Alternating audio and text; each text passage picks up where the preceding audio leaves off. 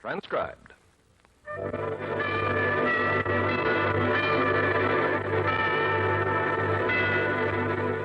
Good evening.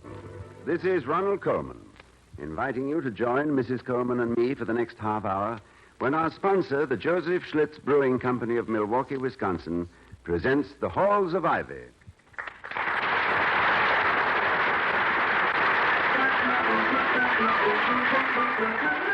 If you like good beer, do as millions of people are doing all over the country. Ask for Schlitz, the beer that made Milwaukee famous. Schlitz tastes so good to so many people that it's the largest selling beer in America. It has to be fine to be first. And now, The Halls of Ivy. Halls of Ivy that surround us here today. Welcome again to Ivy. Ivy College, that is, in the town of Ivy, USA. It's one of those nights that makes home a real haven. Dr. William Todhunter Hall, president of Ivy, is thankful to be home at last after a dinner meeting of the board to don his dressing gown and slippers and join his wife Victoria before the fireplace. Ah, that's better. Now, blow winds and crack your cheeks. Rage, blow. You cataracts and hurricanes, spout till you have drenched our steeple. We could use a couple more shingles in our steeple. I've got 3 pans catching the water in the kitchen. Well, did you have a boisterous evening with the boys? Rather, let us say, a boring meeting with the board. All their dinner meetings follow the same revolting pattern. First, the preliminary and quite false inquiry into one another's health, with no one listening to the answers. Then, a few firm opinions of our national administration, and then a fruit cocktail. Ah, the good old fruit cocktail, without which any dinner party would be a much happier one. Oh, it's not the fruit cocktail I object to. In fact, I rather like it. No, it's that inevitable, omnipresent, unavoidable, and uninspired 1/2 of a maraschino cherry. Why a half? Can't anyone afford a whole maraschino cherry? Are the fruity resources of this plundered planet so far reduced? No, it's a matter of stability, darling. Yes. You know, whole ones roll around. A half cherry stays put. I know, but I couldn't keep my mind on the business side. Why not? That half of a cherry. I counted the members present. 9 of us. 9 half cherries, or 4.5 cherries accounted for. Where was the other half of a cherry?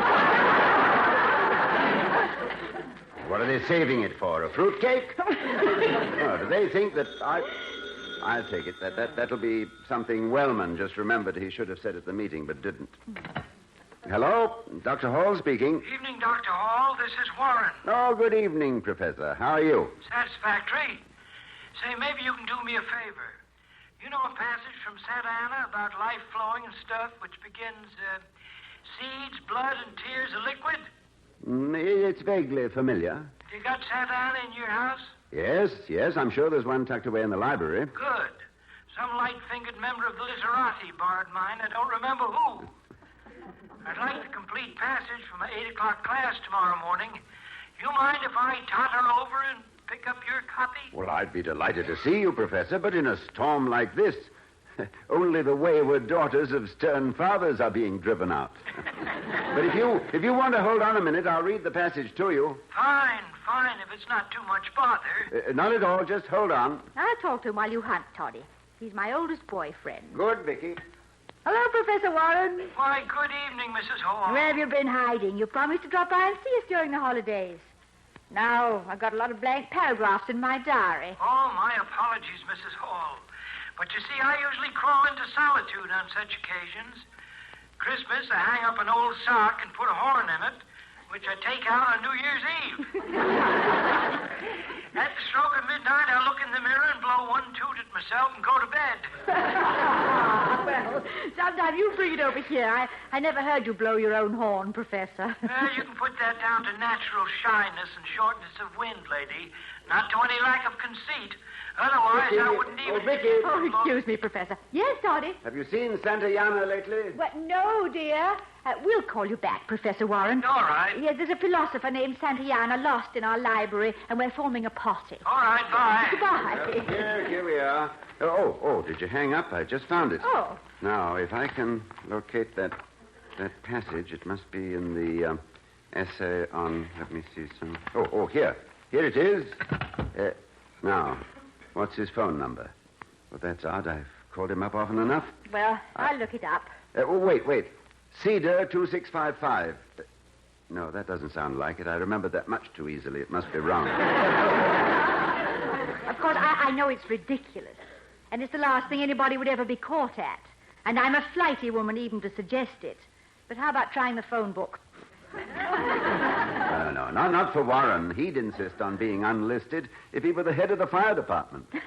Well, let's find out. I like to look through the phone directory anyway. It's the one book I can lay down any time without wondering what happens next. War Nick, War Knock, War Now, War Pack. Here we are, Warren. Warren, is it Joseph? Yeah, that's right, Joseph Warren. So he isn't listed. Nah. Here it is. Joseph Warren. Cedar, 7211. Ah, good. Thank you, darling. Cedar. C-E... What was that? Cedar what? Oh, Toddy. Now, War Knock, War Pack, Warren, all the way to... It's Cedar. 7... 2... 2... 1. 1. Hello? Oh, Sorry to have kept you waiting. Have you got a pencil handy? sure, shoot. All right, here it is. Seeds, blood, and tears are liquid. Nothing else is so poignant as what passes and flows, like music and love. Huh? And if this irreparable fluidity is sad, anything stark and arrested is sadder. Life is compelled to flow, and things must flow with it. Or, like Lot's wife, in the petrified gesture of refusal, remain to mock their own hopes. That's what you wanted, isn't it? Wat's wife. Hey, listen, Mac. I'll go along with the gag any time, but I'm rushed tonight, see? There's 6 customers waiting and 6 Warren burgers on the griddle. Warren Burgers? To whom am I talking? This is Joe Warren's diner. If you won't come to us, we'll come to you. Languid in a bun. Now, what'll you have? I'm sorry. Nothing tonight, thank you. Wrong, Warren. Yes. This one sells something called Warren Burgers. A banquet in a bun. I'll wager there's not half a maraschino cherry within sneering distance. Sounds interesting. I'm sorry you didn't order a couple. Well, I thought of it, believe me. But first things first, darling. What is Professor Warren's phone number? Oh, it must be somewhere in your desk. Let's look now. Cedar. I'm sure it was cedar. Or was it walnut? Or maple? Was it evergreen or deciduous? Here's your address book. RSTUVW. Professor J. Warren, 82 Piazza Barberini, Rome, Italy. Oh, now, Vic. That's a leftover from Warren's sabbatical leave in 1937. Now, wait. Here's a... I'm up. I'll go. Professor Warren. Evening, Dr. Hall, Mrs. Hall. Oh, come in, Professor. You must be frozen. In the recent jargon of our undergraduates, baby, it's cold outside. Thank you. We'll sit down. Well, I'm sorry you had to walk over in this weather, Professor. I was trying to get you on the phone. Yes, I know. You see, Burgess always takes over the moment I hang up. You should see my phone bill. You'd think I was the voice of America. Burgess, who's he? He's a her. Oh. It's Miss Burgess. She's my housekeeper. I'm willing her to the Smithsonian Institute. They'll hang her up on the ceiling under the port wing of the Spirit of St. Louis. Did you find your Santa Ana? Yes, I did, and the quotation. Good. That's worth 2 blocks in a blizzard. Well, now that you're here, take off your coat and mittens and stay a while. Thank you, Mrs. Hall. I wanted to speak to you two anyway. You busy Saturday night? No, I don't think so, are we, Vicky? Well, the Browning Society wanted you to read for them. Let him get Browning. They've had guest speakers deader than he is. Well, it appears we have a free evening. Good. I thought we might have a quiet dinner, just the three of us, at Tony's out on the River Road. You know, I'm leaving Ivy next month. Leaving? Oh, William, you didn't tell me. Well, I was hoping he wouldn't. I've made him an offer to stay on. Mrs. Hall, I am superannuated. In Navy parlance, I'm to be decommissioned, coated with cosmoline, and nudged up the river to join the rest of the mothball fleet. I am disqualified because of old age. Oh, now, you know it's not a question of disqualification, Professor. The retirement age is automatic. It's certainly wrong in your case, but regulations are never made for exceptions. And you're always an exception, aren't you, Professor Warren? Why, you've built quite a reputation on it. Mrs. Hall, I've always believed that if you travel with the crowd, you're liable to get your mind picked. But I think this retirement thing might be a good idea in my case.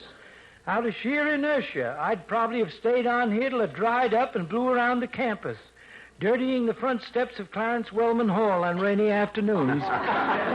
Well, in that case, there would be more brains outside than inside.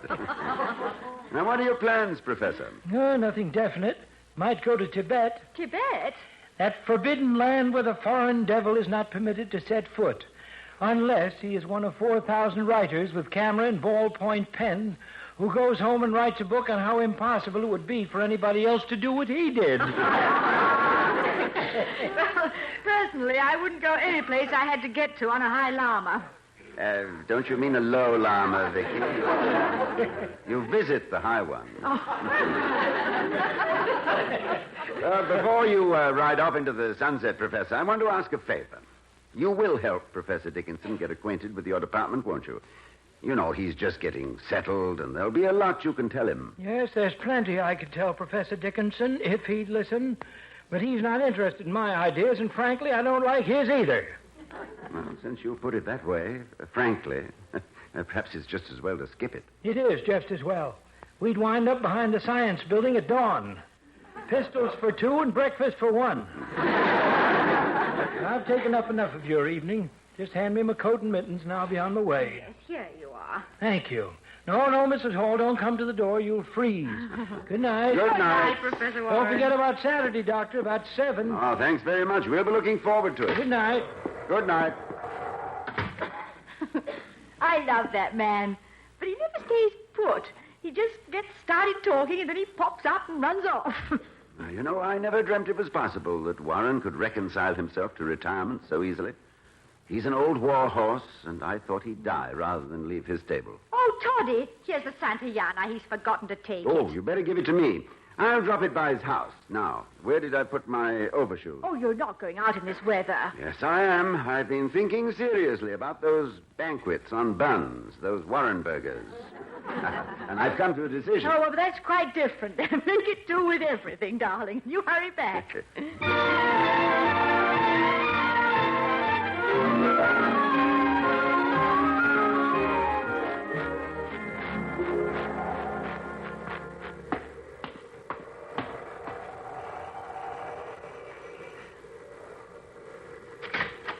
So, you forgot your key again, huh? I beg your pardon? Oh, I thought it was the professor. Who is it? Isn't Professor Warren in? You haven't answered my question yet. Who are you? Well, I'm Dr. Hall, Miss Burgess. Oh, that's different. I know you. Come in, doctor. I thought the professor was over to your house. Well, he was. I thought he was coming back here. Oh, that man out gallivanting around the town for half the night again. He'll catch his death. For the last month, he's been wandering around Ivy at all hours of the night like he'd never seen it before. Professor Warren has a deep affection for Ivy. Then why are you throwing him out? Good heavens, we're not throwing him out, Miss Burgess. None of us want to see him go. But after all, how can you blame him for wanting to travel and see some of the world now that he has the freedom to do so? See the world?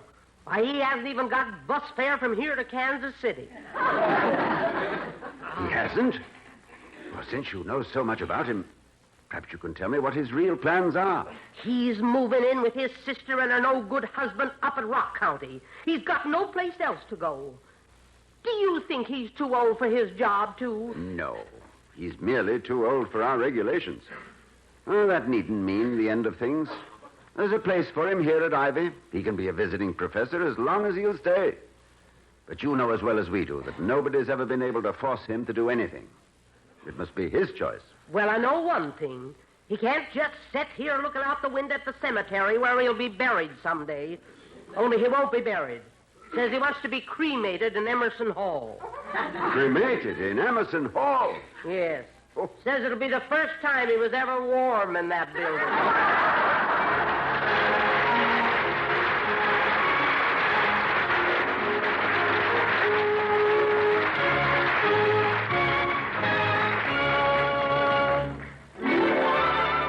When there's beer on your mind, your best thought is Schlitz, the beer that made Milwaukee famous. More people like the taste of Schlitz than any other beer. That's why Schlitz is the largest selling beer in America. It was Goethe, the great poet of a bygone day, who said, one ought, every day at least, to hear a little song, read a good poem, see a fine picture, and, if it were possible, to speak a few reasonable words. Now, taking our cue from Mr. Goethe, let's speak a few reasonable words on the subject of beer. In beer, as in a poem, a picture, or a song, there can be no substitute for quality. And there can be no higher tribute to the quality of Schlitz beer than this. So many people like the taste of Schlitz so well that they've made it the largest selling beer in America. Yes, the taste of Schlitz is winning more and more new friends every day. So if it's been some time since you've tasted Schlitz beer, you owe yourself that pleasure again. Next time, ask for Schlitz, the beer that made Milwaukee famous. Then you, too, will discover it has to be fine to be first.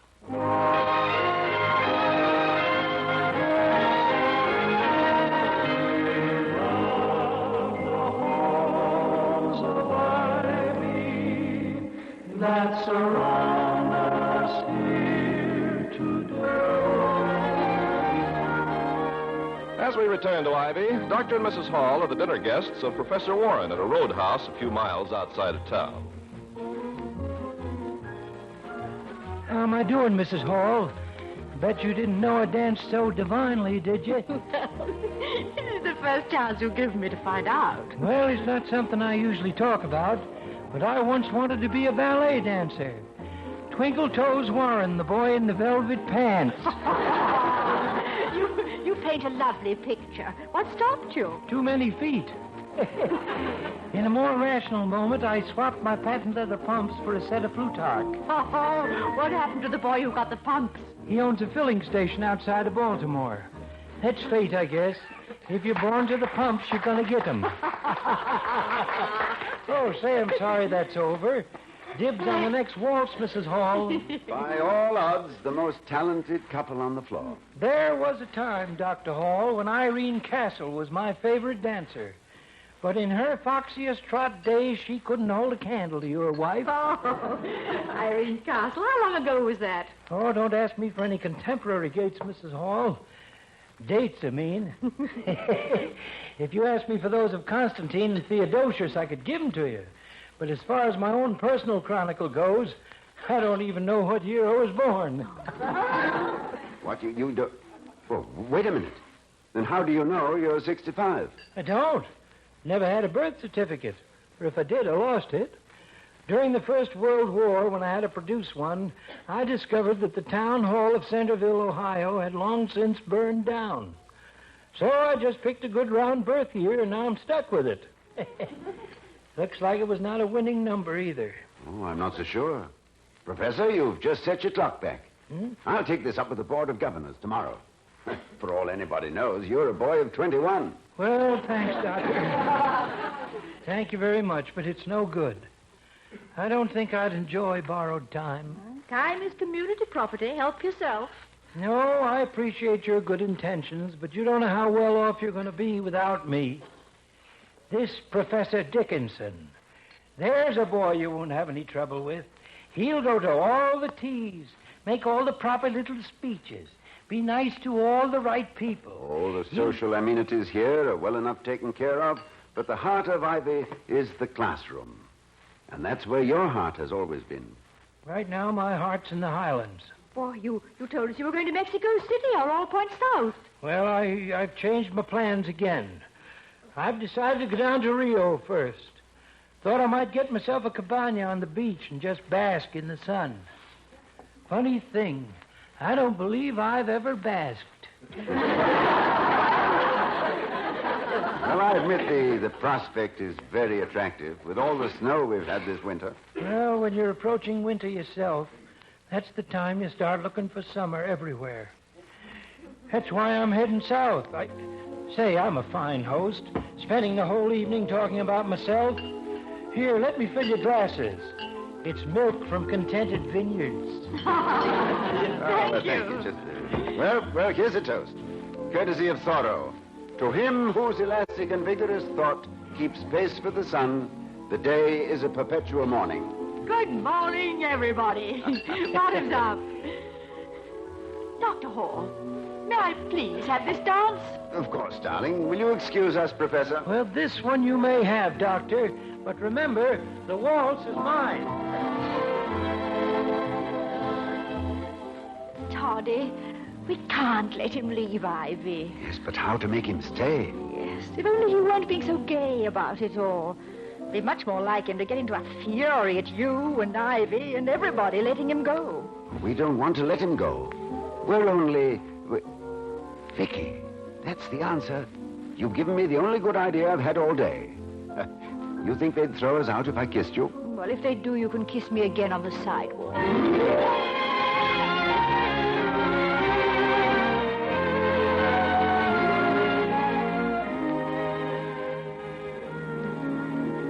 Excuse me, Professor. I'm on the phone, Vicky. Yes, go ahead, Professor Dickinson. And what did he say? He did? Well, so far, so good. You've been very cooperative, Professor, and we're all obliged to you. As long as you're willing to be the heavy, I think we can make Professor Warren see the light. Yes, I'll let you know. Goodbye. Vicky, I think we're in for a big win. Oh, that's what we wanted, wasn't it? But we still don't know which way it's going to blow. Dickinson's already got the first blast, and it came from the expected direction. He said it was a real twister. Oh, by the way, darling, you wanted me to remind you. Did you send the telegram? Which one? For the 100th anniversary of Northwestern University. Oh, yes, I sent one to Rocky Miller and one to President Daniel Marsh of Boston University. It's his silver anniversary, and he's retiring. What'd you say? Did you quote Washington's farewell to his men? Quote, "So long, fellas," unquote? No. I said, and I quote, "Dear Dan, hail and farewell on your silver anniversary. Expect you to be snapped up immediately by private industry as the inventor of a silver product that can never be tarnished. Warmest regards, Bill Hall." Oh, that's nice. Yes. I'll get it. Yes? Good morning. I'd like to see the president. I'm Miss Burgess. You're Mrs. Hall. Pleased to meet you. Heard a lot about you. All good. Thanks.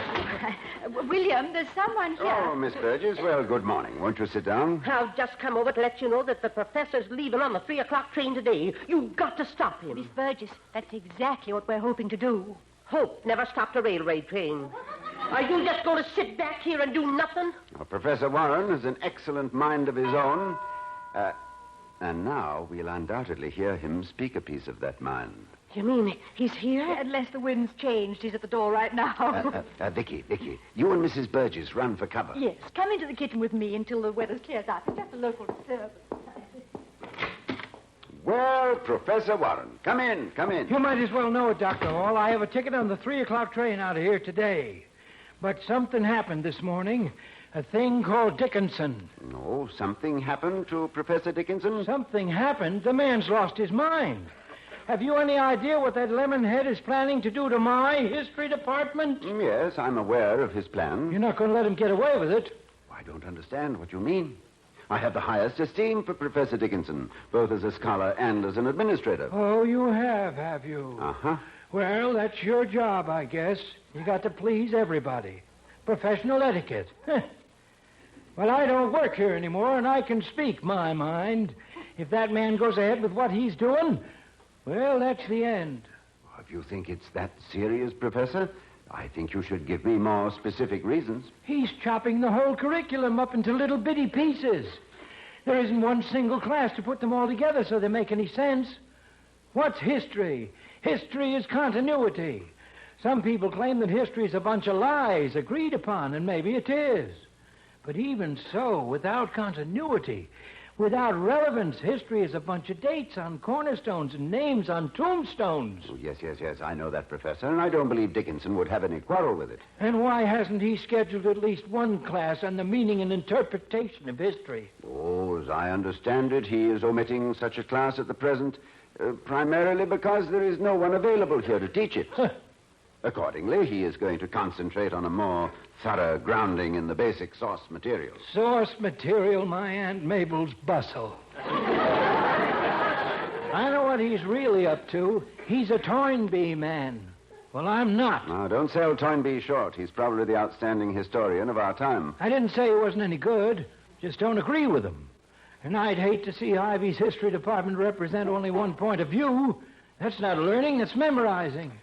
Well, I don't want any department at Ivy to present only one point of view. Well. However, if there is no one here to replace you and your approach, I can't expect him to teach history your way. Well, he's got 3 men in that department that could take over. They already have assignments. Oh, they have. Uh-huh. So Dickinson is going to muzzle them with that source material nonsense of his. You think I'd enjoy basking on the beach at Rio knowing this was going on? That the kids here were only getting one side of a subject? Your offer still go? Of course. I've never withdrawn it. I can stay on? No permanent status? No strings attached? That's right. All right, then, I'm back.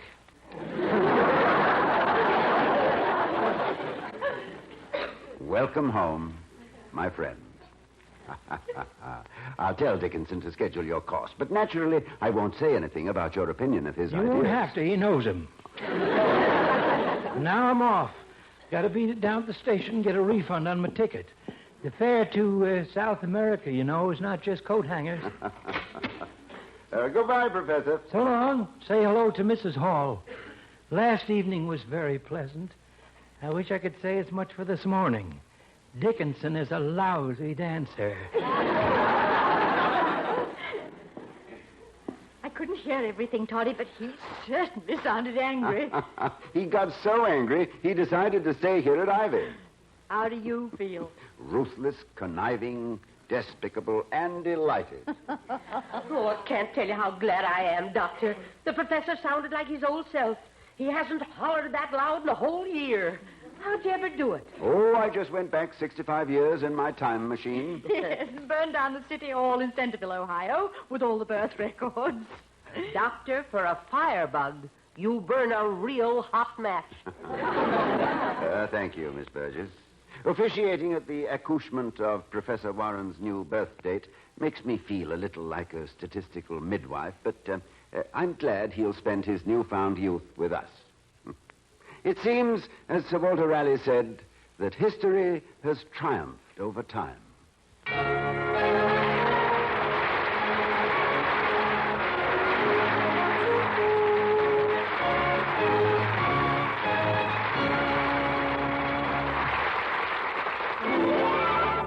When there's beer on your mind, your best thought is Schlitz, the beer that made Milwaukee famous.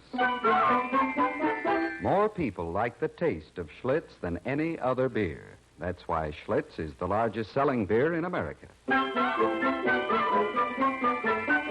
Here again are Mr. and Mrs. Ronald Coleman. Good night, everyone. Night.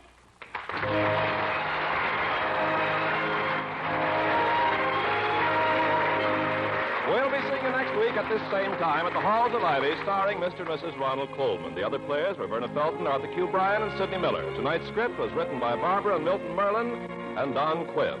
The Halls of Ivy was created by Don Quinn, directed by Nat Wolfe, and presented transcribed by the Joseph Schlitz Brewing Company of Milwaukee, Wisconsin, who invite you to enjoy the Pulitzer Prize Playhouse on television on Friday nights. Ken Carpenter speaking.